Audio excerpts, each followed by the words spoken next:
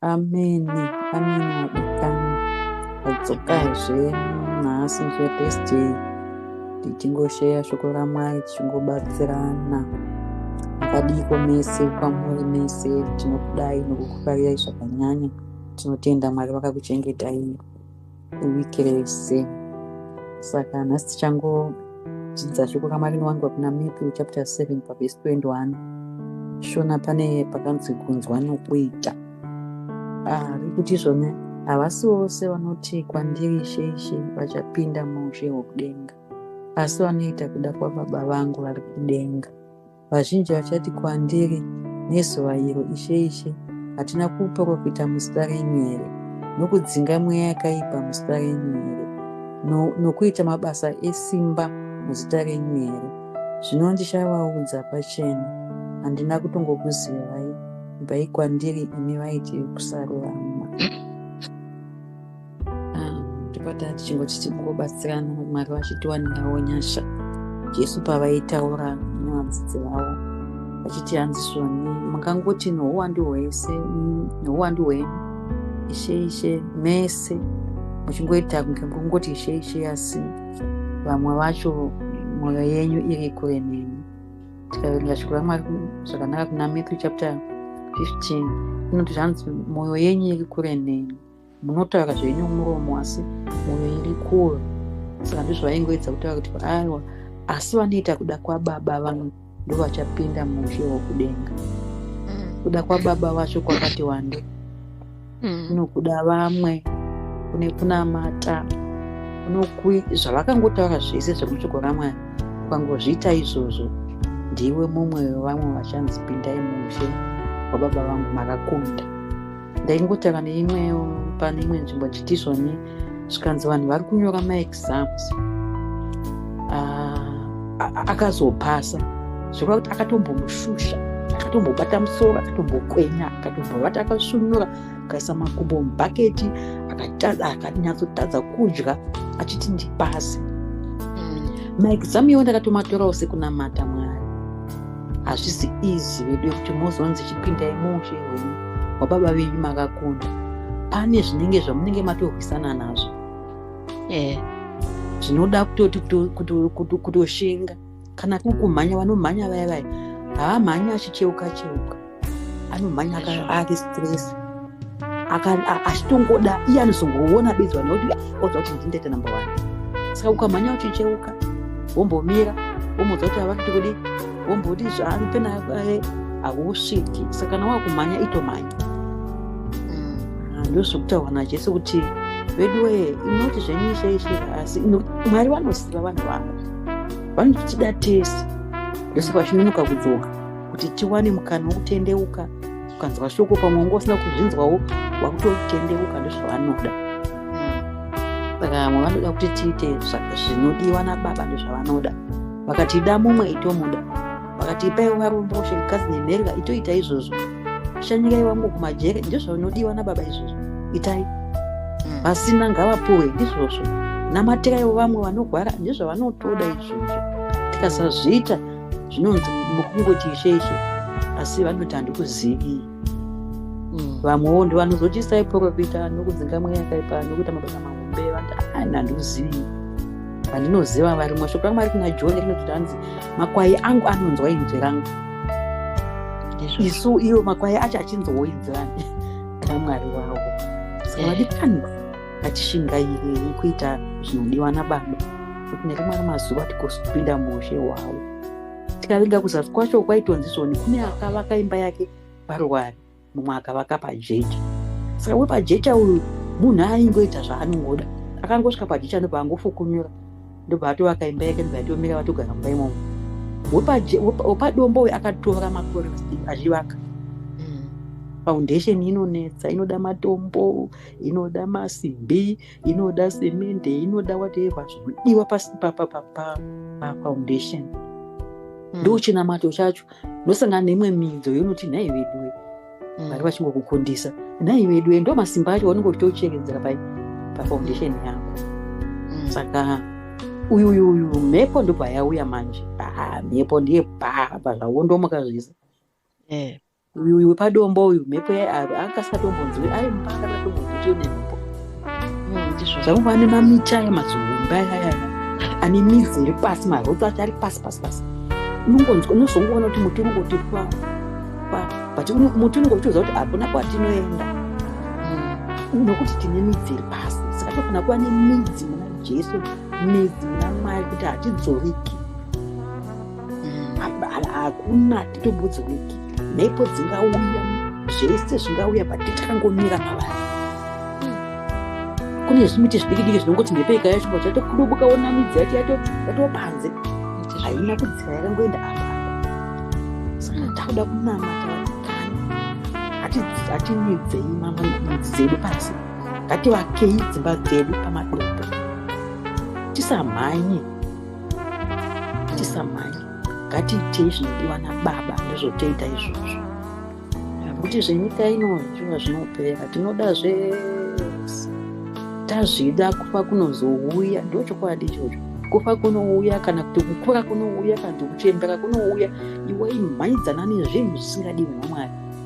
Ngondo wafirei, wadii kungovaka imba yako padombo.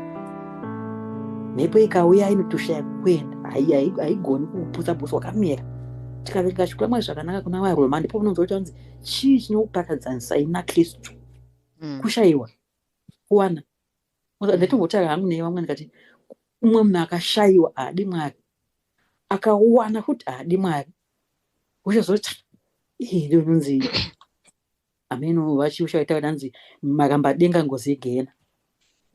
Kuti hauna vasina ntiviri handina kuona zvaunokuambiri kuti Mwari Vatsoka. Makundinzwa sechipo. ndokunzwa Alright. Maenda zvazvadi. ngenge yedona. Alright. Saka hazvina kuafekta here izvozvo? Hazvina basa akapusheni kadiki. Alright, okay. Saka ndizvo tichingotaura kuti ngatiti wega uzvitarise kuti zvandiri kuti ishe ndewechokwadi here kana kuti ndewokunyebera. Kana ari wokunyebera, namata Mwari vedu vakanaka, vakasiyana nevanhu. Ukatadza ukangovakumbira vanongokuitira zvakanaka, tavakutoenda navo. Zvasiyana nevanhu vanoti wakambozviitai bedzi, wakambozviitirei. Saka Mwari vekudenga ngavatiwanire nyasha vadikani, timire panzvimbo dzedu, nokuti tine zvatichazowana kumberi uko.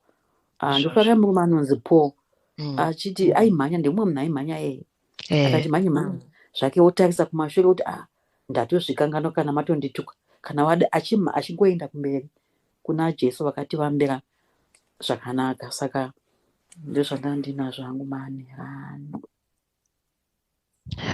Yeah, that's so powerful. Zvekuda kwaBaba, kuti ngatiitei kuda kwaBaba.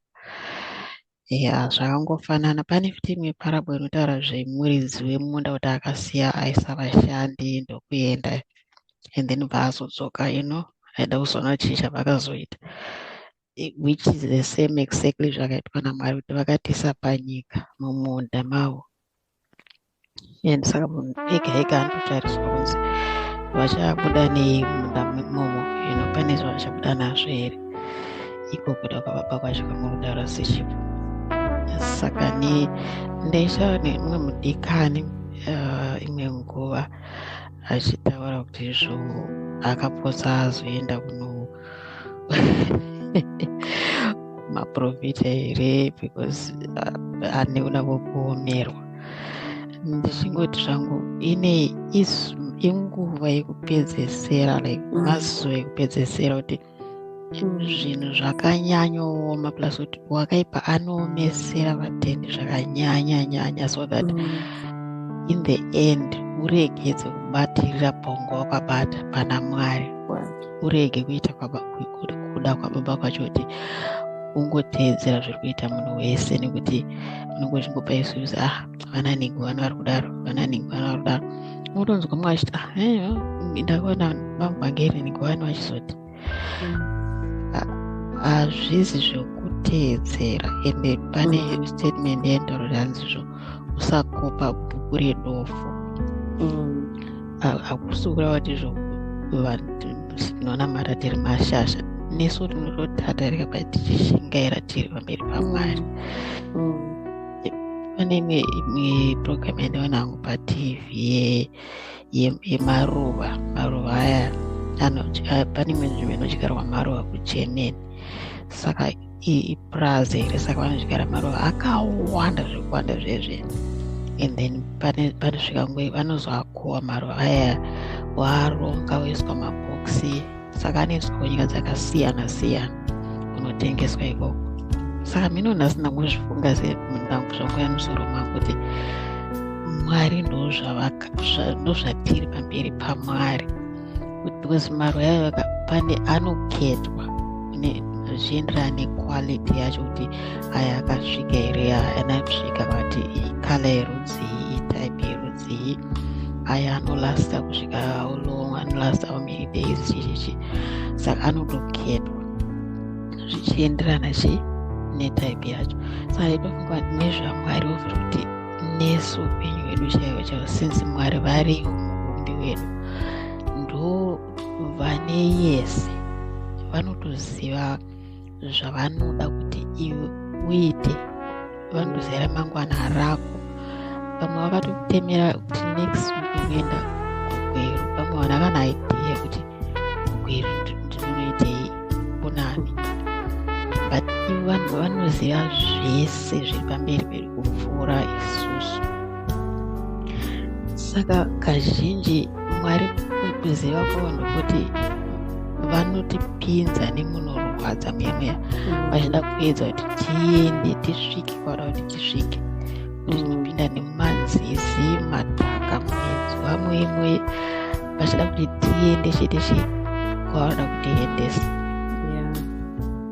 Pane imwe shoko riri kuna Isaiah 45 ngentarisa pamutizvoni iti Mwari vanoita zvavanoda nemunhu wese, each person. Saka hapana munhu ane simba pamusoro paMwari kuti dai chiiko chamukuita izvezvo, sei mazodai, mazoitire izvi. Hapana, danzi ane nhamo uyo anokakavadzana nomuiti wake, iye anongova chaenga kana kuti anongova dhaka pakati haari kansori, anongova hari pakati pedzimwe hari pamusoro pevo. Ko ivhu ringati kumuumbi uri kugadzirei? Ko basa rako rinoti here uyu haana maoko? Saka which means kuti tiri zviumbwa kudaroka haungaudze Mwari kuti itai kuti ruoko rwangu rutirebe mbichana, kuti itai kuti kana toda kuzoti hauvaudze ivo, but ivo ndo vanogadzira nzira dzedu pamberi pedu. Kungoti nzira dzacho dzakaomarara, hamene kuti sei zvakadaro.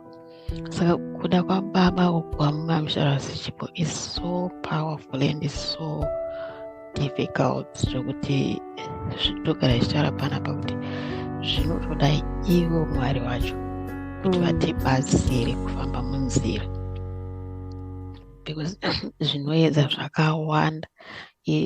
Ndambotaura kuti mumwe munhu anosvika pakuomerwa akusvika kuti vana nhingi vari kungodai vani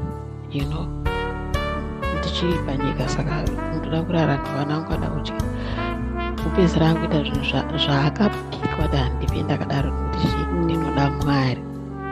Saka kuda Mwari haizi nyore, hamene kuti sei zvakaiswa saizvozvo kuti haizi nyore. Ende example inotori padhuze ndeyamambo Jesu. Example inotyisa kuti ukafunga muGetsemani muyame kuti vaitoziva zvekuuya iko kuzodikitira unge hanzi dikita raingero, vakatozviona picture yese zvichaitwa, ingoti chipiki kuroverwa ukazvidzamisisa so unopererwa kuti zvakaoma, hamene kuti sezvinhu zvaMwari zvakaoma. Saka kunamata Mwari haizi nyore, inoda kugara uchingovakumbira, kugara uchitovachemera kuti Mwari itai kuti ndisadonhe, itai kuti ndisakundikane pamberi penyu, because unogona kukundikana unogona kutotadza kutodonha kutoshaikwa kutozonzi zvanga zvaona tichibonza hanzi zvozonzi haataimbonamata navo. Saka zvinhu zvinoitika. Saka tese tinoda Mwari kuti vatibatsire tirambe takabatirira pamupendero wavo, nekuti haizi izi pasina ivo Mwari wacho. Ivo muumbi wedu ndo vanoziva kuti hari iyi yakasimba zvakadii, hari iyi inokwanisa kutora moto wakadii, hari iyi inogona kungopunzika, ukaiguma zviri rafu inogona kupunzika. Saka ndo vanotiziva, mumwe nemumwe vanotiziva, because ndivo muumbi wedu. Saka ngatikumbirei ivo naMwari Mweya Mutsvene kuti vatigonese kuda Baba, kuita zvinoda Baba, especially mazuva ano ekupedzesera. Indoona sokuti vazhinji like panongori neconfusion, kuomerwa, vanhu vangoita madirativhange chero ndichiisa chikafu patable,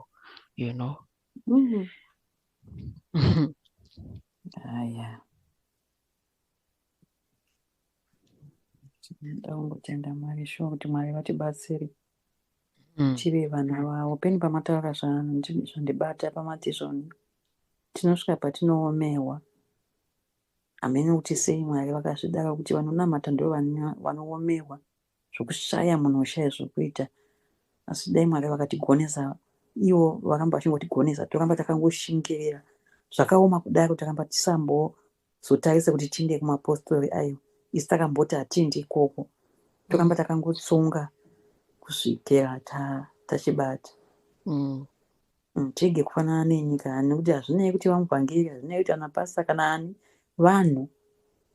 Asi yatakazviitira ndega inini kuti ndinoda Mwari, nekuti handina kuti ndinoda Mwari nanhingi, ndinoda Mwari ndichibatanidza neshamwari yangu. Aiwa, iwe wega ndo wakandoda Mwari wangu. Saka zvevanhu vanoita izvo ngatisiyane navo. Mafamily chaimo vanodaro, vamwe vanodai. Saka iwo wakava kuti ndinokudai Mwari nemwoyo wangu wese, hazvingaita sei. Ngatirambe takamira vadikani. Kudzoka tozonzi aiwa kukunda kwacho ndokutorwadziwa ikoko tichitita ikoko, kukuti vamwe vanowana zvinhu usina asi uchinamata Mwari. Vanoita zvavanoda nokuchinjanisa iwe usina kana. Asi tiramba hatizivi kuti mawanira vanezvita akaita sei. Saka chakakosha kumirira Mwari, toita kuda kwaMwari, zvobva zvatiitira zvakanaka.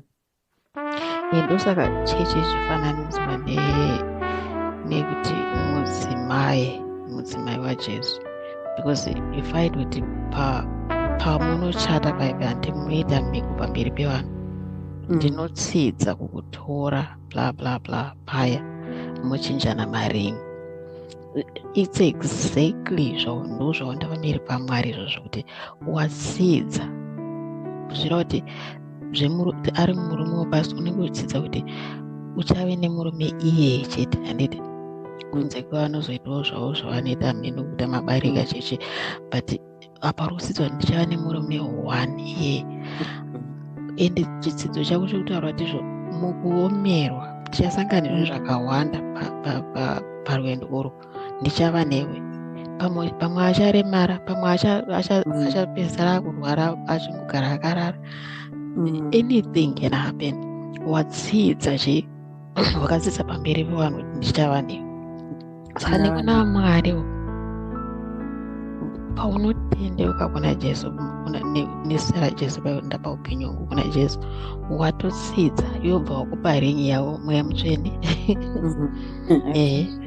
kuti iwopo handikusiyei, but zvaunozosangana nazvo, because naivowo vakatodza kudanzi kana muti munyoro uchinzai kutaura ivo kumuti wakaoma, kureva kuti vaiziva kuti nesu kuti tinofamba mazviri. Saka kuda kwaBaba kunoda Baba, zvinodiwa naBaba zvinoda Baba naMwari Mweya Mutsvene wavo vakataura kuJesu kuti hanzi kana ndaenda chakusiyirai Mweya Mutsvene. Tichimboerenga ndikuna John 14:17. June 17 muzabe suchi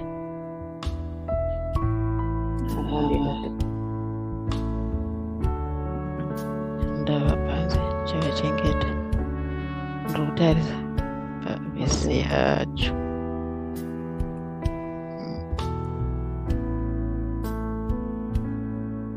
Aiwa 17 ndo pavainyengeterera vadzidzi kapa. Okay, so for 16. Yeah, I think it's 16. Yeah, saka ivo Jesu kuzodaro, like kuti ndichakusiyirai mweya mutsvena ndidi, vaitoziva kuti zvinosanganikwa nemunhu apa pa 16 pavhesi 13 pakati. Asi kana iye mweya wechokwadi auya achakutungamirirai muzvokwadi yose ka. It doesn't mean kuti zvine chekuita naMwari chete, zvese neupenyu huno mweya mutsvene vakapiwa kuti vatibatsire, vatidzidzise. Ukaomera unyange zvinhu zviri simple zvaipana kubasa kuti Mwari mweya mutsvene ndoita sei apa, ndakanga ndinaipa kudai so apa, ndoita sei apa, utoona vari kwaite kuti nai zvatoshanda. Saka ubatsirai muzvokwadi yese, zvese zvine chekuita neupenyu takapirwa mweya mutsvene zvokuti vatibatsire.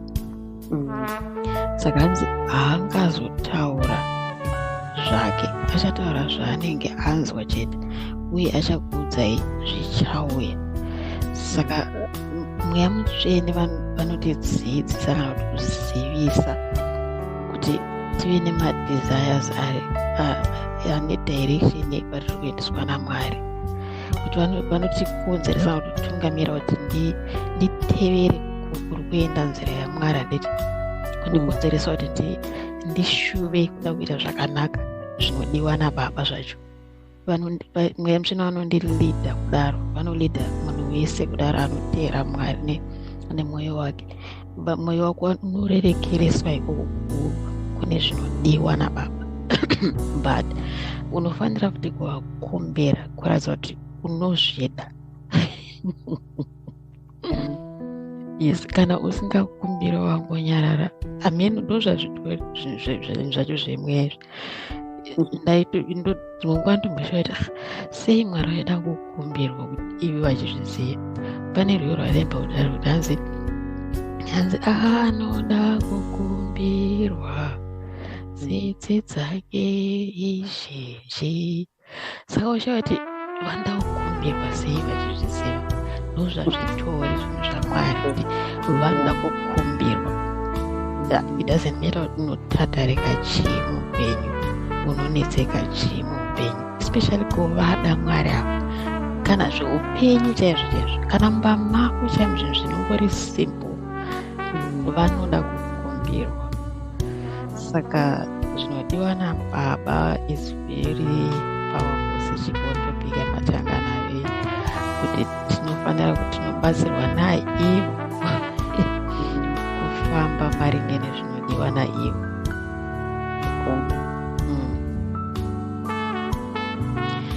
Vadikane mushine zvekutaura sechikwadi. Saka vadikani vazvinonzwira shoko rineri, ndokunga tagumira pano. Tinozosangana nemivhidhiyo rinouya. Tinokutendai nevari kusubscribe, nevari kuona, nevanolaika. Rambai muchishare, muchisubscribe kune vanenge vasina, nekushare nehama dzenyu. Munoziva kuti vanonida kunzwa shoko raMwari. Munoziva kuti imwe hama unyange asingaende kuchechi but akaramba achingonzwa shoko, anopedzisira akuti next week handiitese. Mutoshava kuti izvo shoko rinenge rashanda. Saka the word of God is powerful. Nesu tinenge tichitorangaridzwa, tinenge tichiitwawo zvakanaka, patinenge tichishare tichirangaridzwa naMwari zvakawanda wanda. Saka tinokuonai zvakare zvinhu zvinouya. Regai ndivhare nekunamata. Amba tinokutendai kuti matiwanira nyasha nhasi. Tinokutendai nezvamatitendera kutaura nekushare. Tinokutendai nevachazonzwa kuti vanorapwa neshoko renyu, vanorangaridzwa Mwari pavanofanira kufamba napo. Tinokutendai Mwari mweya mutsvene nekumutsa mwoyo yevanhu venyu, nekutimutsawo isusu mwoyo yedu. Tibatsirei kuti tirambire tiri mhamuri mazuva ano ekupedzesera. Tipewo simba rekuramba takamira, kuramba takabatira pamuri Baba. Mazviita enyu Mwari, mazviita Mambo Jesu, nemuzita raJesu, amen. Amen. Vadikani, bye bye. Bye.